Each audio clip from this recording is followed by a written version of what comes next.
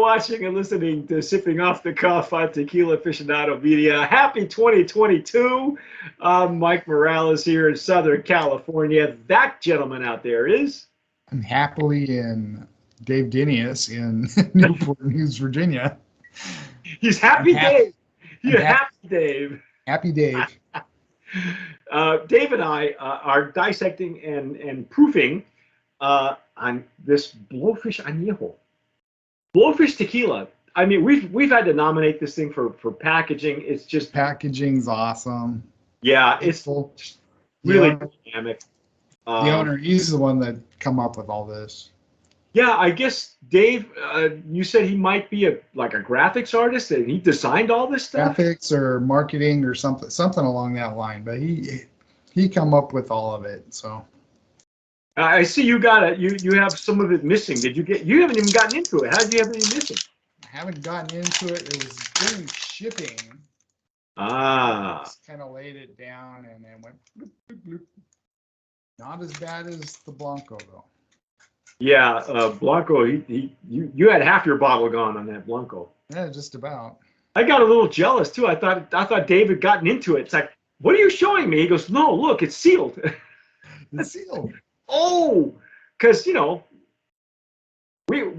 we literally sip off the cuff, folks, we don't tell each other anything. We don't try to influence anybody prior to the actual recording. So as you can see, we're just now took the seal off of these bottles. They've been sitting in my living room. My bottles have been sitting in my living room for like weeks. Dave, you met the owner, Michael Brown. Michael Brown. And this is what's the story behind the brand? Just a real brief rundown of the Well, story. it's a kind of a homage to his late wife who had passed, I guess, untimely or something like that. So Wow. Okay. But it's kind of a sweet story. I'll have to show you before we sign off. Remind me to show you the extra añejo. The extra añejo. Which we will not do today because Dave doesn't have it. I don't have it. They didn't have it when I was there. They didn't have enough. Yeah, well, that's the story when 2022 is that we're running out of añejos. 2021, and now the rumor was at the tail end of 2021, they're saying, and now that might affect reposados. Yeah, so here we are, folks. We're lucky we got an añejo, a full-blown añejo. I got a Glencairn, and Dave is using his. Glencairn. The appearance is gorgeous, right? Yeah, it's a nice dark amber, legs and tears, just like the Repo and the Blanco. And they're not too clingy. They're actually really nicely sheeting. Yeah, it's very nice. The one thing I will say about both Repo and the Anejo, or Repo and the Blanco, they have really good structure on the palate. The Blanco was a light on the nose. You had to kind of get it. Virtually no alcohol, so nothing off-putting there, but really good on the palate. I mean, it really just that Reposado had some good pepper on it, and then turned into this hot cinnamon. We're looking at some, I think, American white oak barrels again. No idea how long they're aging this for, but it's got a nice deep color. Yeah, it's very pretty, very nice to look at. Beautiful legs and tears, not too clingy, not too runny. That's pretty. It's a pretty color. It's almost got like brassy highlights. It's kind of shiny. Yeah. It's really pretty to look at. So let's find out what we got. Oh, okay. Now I'm getting more alcohol on this one. Finally. I mean, the Repo had hardly any. The Blanco couldn't detect it. Very, very, very minor. It doesn't seem like the same profile as the Repo though. No, that's why I went, oh, because my first pass, I actually got wood notes, which I didn't get in the Reposado. And of course, I'm using a Glencairn, so it's got a more of the regular mouth surface that our Stossel Jarrito for tequila has. Yeah, a little and more open than Stossel makes Glencairns as well, so it's the same company, the same glass company. wow. I'm getting more barrel notes. I like this one.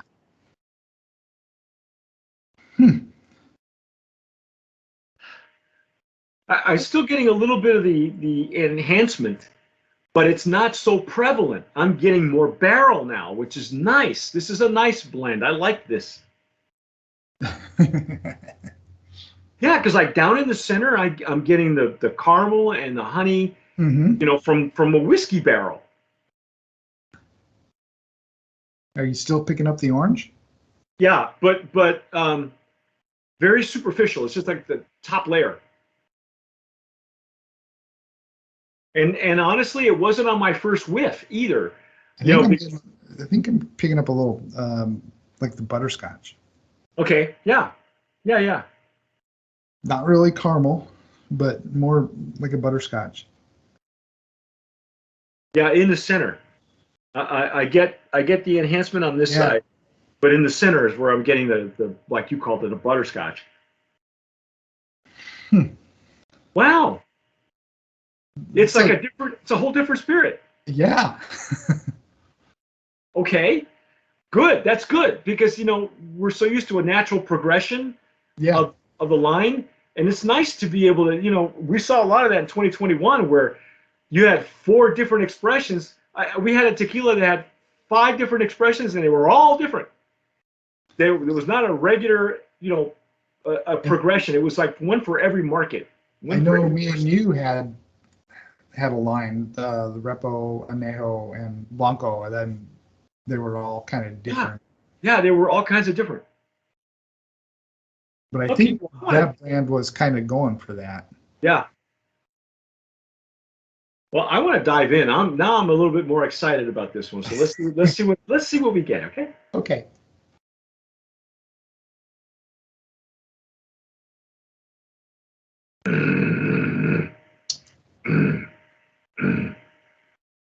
Get more of the peppery bite there. Kind of a little bit more alcohol.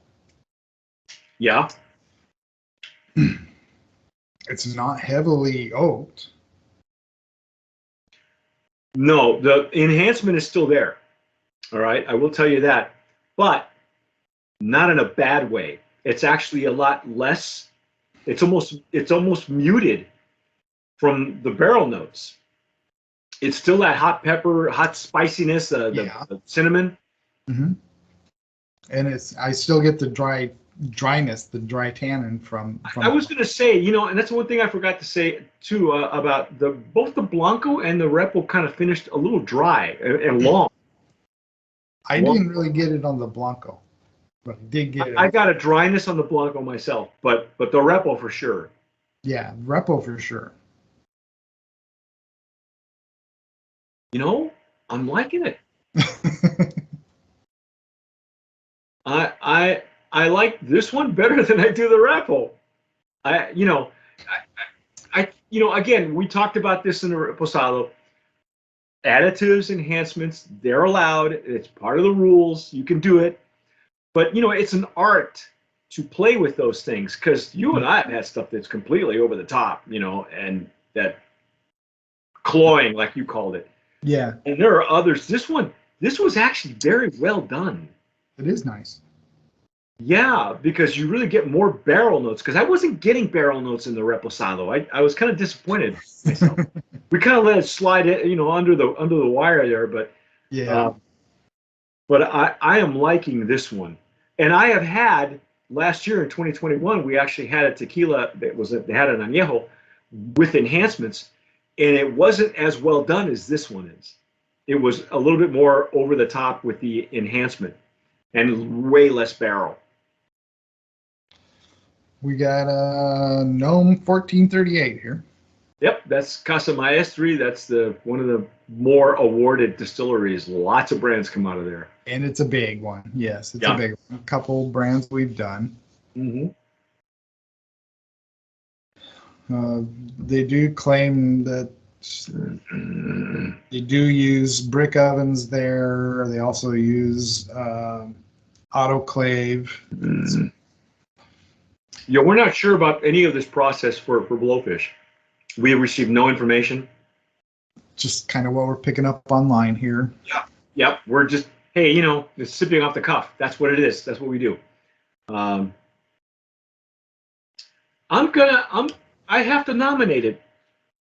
I think Dave. Yeah.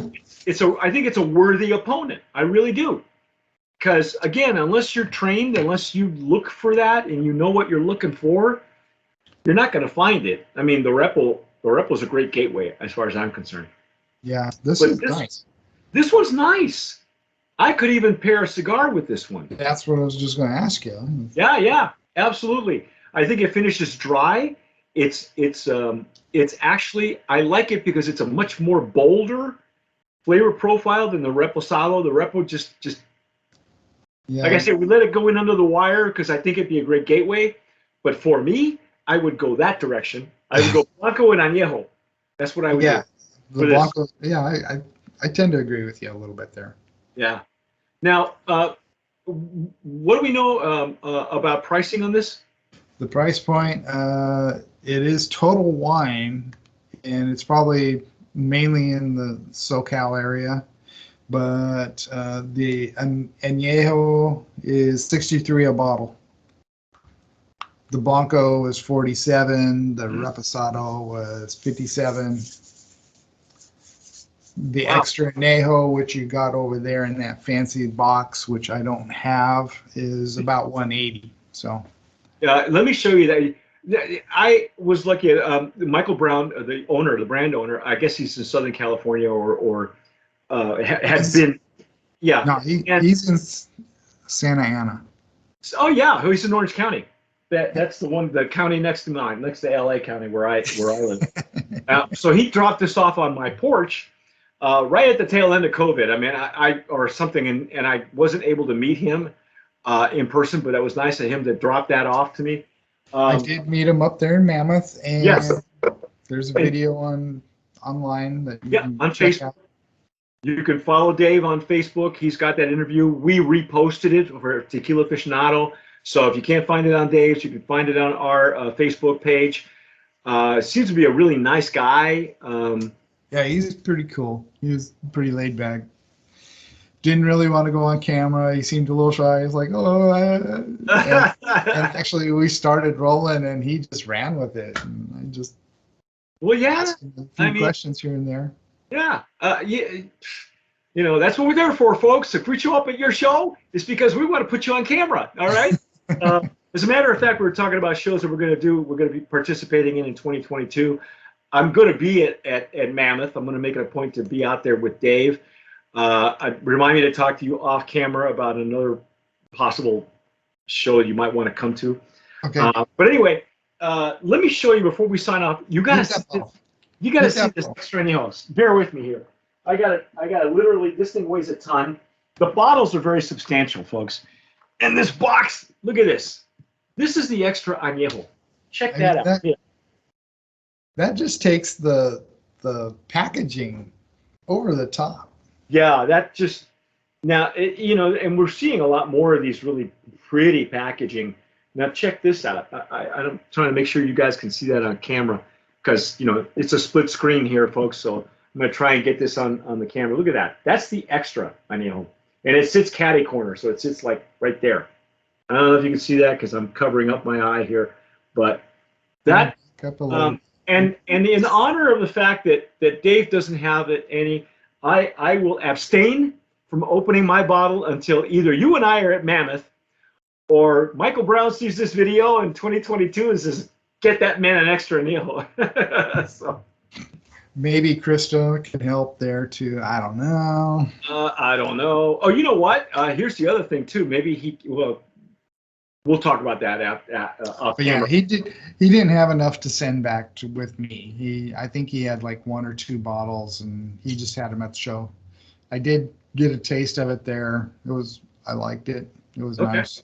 Well, if it's anything like this Anejo, it should be really stellar. Yeah. Because I like the añejo. I think it's well done. If you're worried about the enhancement going over the top, it's not. The reposado for me, like I say, is a gateway, but the añejo, this is a good añejo. It's very well done, and it's they pulled back a lot on the enhancement. So to me, it's that kind of an orange. This was more of an orange peel now, not a candied orange like what I got in the reposado. Other than that, trying to see if it says it's oxygenated for the Anejo also, but it is a kosher product, so. Yeah, well, the Blanco had the kosher seal on it. Oh, they all do. Okay, cool. Yep. So, hey, that's kosher. Next High Holy Day, folks. Or, it's okay. It won't hurt you. But anyway, Brand of Promise nominee in the Añejo category. That's our take on Blowfish. Again, let me show you this bottle. We did nominate it for packaging. This Blowfish is just fantastic. Crazy, crazy, crazy look. Very nicely done, though. It's over the top, but not in a crazy way. That's not in a crazy way. Even the cap, really, it all makes sense to me. All of it. I'm not sure what the metal ring is about, except for like holding it, but Yeah, I'm not sure. But anyway, that's our take on Blowfish Añejo. You have been watching and listening to Sipping Off the Cuff on Tequila Aficionado Media, all of our channels and networks. Thank you for subscribing, for sharing, for liking. Leave a comment down below. By the way, if you had it at any of the shows that we have been to, it's a fairly new brand that kind of just coming on the market. I think. Yeah. I think wasn't Mammoth like his first real show or something like that? I don't know about that, but I would say yeah. Okay. All right. That's cool. But that's our take on Blowfish Añejo. You've been watching and listening to Sipping Off the Cuff. Please subscribe. Listen to us on our podcast. Give us a like because that helps the algorithm. And whatever you do, tomar sabiamente. Sip wisely.